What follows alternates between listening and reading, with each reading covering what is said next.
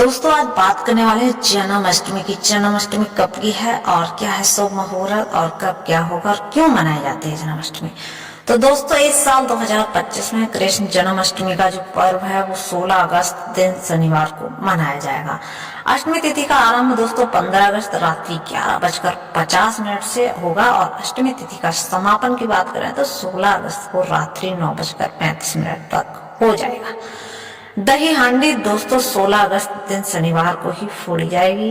कृष्ण जन्माष्टमी के शुभ मुहूर्त दोस्तों इस प्रकार है कि जन्माष्टमी तिथि शुरू 15 अगस्त 2025 को रात 11:55 से 16 अगस्त को 9:35 तक रहेगी, तो आप मना सकते हैं। अब बात करते हैं कि जन्माष्टमी आखिरकार क्यों मनाते हैं। तो जन्माष्टमी का व्रत मनाने के पीछे पौराणिक कथा भगवान श्री कृष्ण के जन्म से संबंधित है। विष्णु पुराण में वर्णन मिलता है कि भगवान विष्णु ने द्वापर युग में पृथ्वी पर पाप का भार कम करने के लिए श्री कृष्ण के रूप में अवतार लिया था। जिस दिन भगवान श्री कृष्ण धरती पर अवतरित हुए थे उस दिन भाद्रपद के कृष्ण पक्ष की अष्टमी तिथि थी और उस मंगलमय दिन को याद करते हुए श्री कृष्ण भक्त भगवान का मंगल गान करते हुए जन्माष्टमी का व्रत रखते हैं। दोस्तों अब बात करते हैं जन्माष्टमी व्रत का विधि विधान। तो जन्माष्टमी का व्रत नियम है कि भाद्रपद अष्टमी तिथि जिस रात को लगती है उस दिन सुबह स्नान ध्यान करके भगवान श्री कृष्ण की पूजा करते हैं और इसके बाद व्रत का संकल्प लेकर पूरे दिन निराहार व्रत करते हैं। कुछ खाना पीना नहीं है, बस व्रती खाना आप खा सकते हैं। बहुत सारे व्रती इस व्रत में जल तक ग्रहण भी नहीं करते हैं। आधी रात में यानी कि रात के 12 बजे जन्माष्टमी पूजन कर लिया जाता है, फिर व्रती फलाहार करते हैं। अगले दिन नवमी तिथि में फिर व्रत का पारण किया जाता है। जन्माष्टमी व्रत के लाभ की बात करें तो विष्णु पुराण और पद्म पुराण में बताया जाता है कि भगवान विष्णु के 8वें अवतार श्री कृष्ण के जन्म दिवस पर जो भक्त व्रत रखते हैं और भगवान श्री कृष्ण की पूजा अर्चना करते हैं उनको भगवान आवागमन से मुक्त कर गौलोक में यानी कि अपने लोक में स्थान देते हैं। इसलिए श्रद्धालु भक्तों को चाहिए कि जन्माष्टमी की रात व्रत रखकर श्री कृष्ण भगवान की पूजा अर्चना करें, रात्रि जागरण करते हुए भजन कीर्तन करते हुए रात बिताएं। तो आइए जानते हैं श्री कृष्ण का करें ध्यान और जन्माष्टमी व्रत के बारे में जानते हैं संपूर्ण विधि विधान। तो दोस्तों अब बात करते हैं आरती कुंज बिहारी की हमें करनी चाहिए।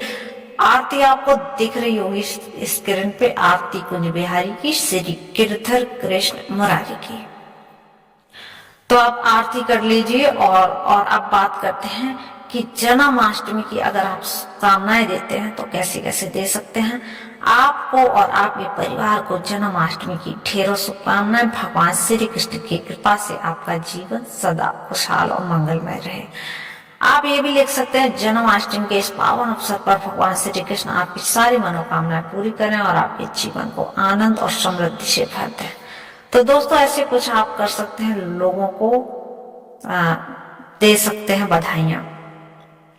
अब बात करते हैं दोस्तों अगर जन्माष्टमी पर सजावट करने वाले हैं तो क्या क्या कर सकते हैं। तो दोस्तों आप बांसुरी और मोर पंख से सजावट कर सकते हैं। भगवान श्री कृष्ण की बांसुरी और मोर पंख बहुत ही प्रिय प्रतीक हैं। आप बांसुरी और मोर पंख का उपयोग करके दीवारों, दरवाजा और मंदिर के पास सजावट कर सकते हैं। बांसुरी को रंगीन रिबन से सजाकर दीवार पर लटकाएं और मोर पंख को बांसुरी के साथ जोड़ दें। और नंबर 2 पर दोस्तों फूलों की माला और रंगोली भी आप बना सकते हैं। घर के मुख्य द्वार पर फूल स्थान और भगवान कृष्ण की मूर्ति के चारों ओर आप लाल फूलों की माला बनाइए। दरवाजे पर आप बंधन लगाइए। इसके अलावा रंगोली से घर के प्रवेश द्वार, पूजा या स्थान को सजाइए। आज अपने रंगीन चावल या फूलों की पंखुड़ियां का भी उपयोग कर सकते हैं। और दोस्तों आप सजा सकते हैं मिट्टी के दिए जो होते हैं, मिट्टी के दिए से भी आप सजा सकते हैं। तेल के घी और मिट्टी के दियों में आप रंग ले उन्हें और घर के चारों ओर पूजा स्थल पर रखें। दीपों में तेल भरकर उन्हें सजाएं। इससे एक पारंपरिक और बहुत ही पवित्र वातावरण आपको मिलने वाला है। ऐसे सजाने से आपका घर अच्छा तो दिखता ही है, साथ में पॉजिटिव एनर्जी भी आती है। दोस्तों और आप कृष्ण लीला की झांकी भी दिखा सकते हैं। घर के कोने में छोटी सी झांकी बनाइए जिससे कृष्ण लीला की कहानियों को आप दर्शाइए, कलर कीजिए, पेंट कीजिए या फिर कुछ ऐसा बना दीजिए इससे भगवान श्री कृष्ण की मूर्ति, गोपियां, गाय, गोवर्धन पर्वत छोटा सा बना दीजिए। और आप झांकियों को रंगीन कपड़ों और फूलों और लाइट से सजा सकते हैं जो कि बहुत ही प्यारा लगने वाला है।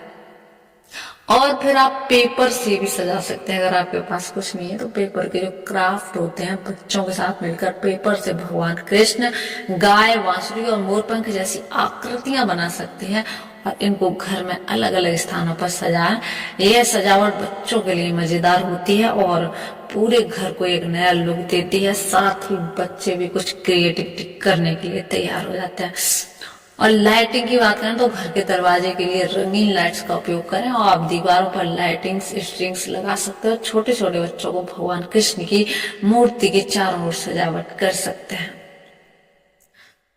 दोस्तों झूले से सजावट कर सकते हैं आप, हाथों में बनी बांसुरी की सजावट करते हैं, पवित्र तुलसी का पौधा आप लगा सकते हैं।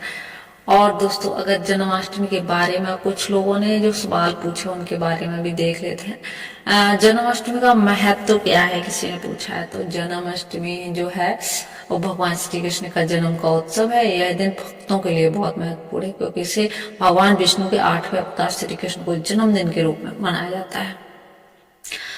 कोई किसी का सवाल है जन्माष्टमी कैसे मनाई जाती है, तो जन्माष्टमी पर भक्त उपवास रखते हैं, भजन कीर्तन करते हैं, भगवान कृष्ण की झांकियां सजाते हैं और रात को जो है अपना भगवान कृष्ण का जन्म उत्सव मनाते हैं।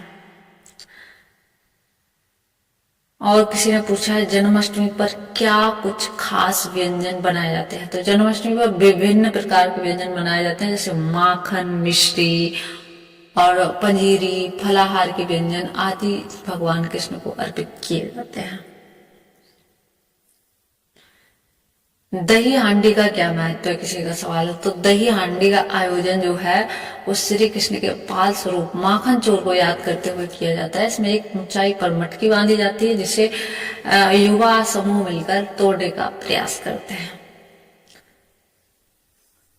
जन्माष्टमी की पूजन विधि क्या है, किसी ने पूछा है। तो इस दिन श्री कृष्ण की मूर्ति को स्नान कराकर नए वस्त्र पहनाते हैं और उन्हें झूले पर बैठाकर उनकी पूजा करते हैं और आधी रात को उनके जन्म के समय आरती और प्रसाद वितरण करते हैं। तो दोस्तों ये थी आज की वीडियो और कल फिर मिलते हैं अगली वीडियो के साथ। तब तक के लिए आप फेस्टिवल अपडेट और एस्ट्रोलॉजी अपडेट के लिए इस चैनल को सब्सक्राइब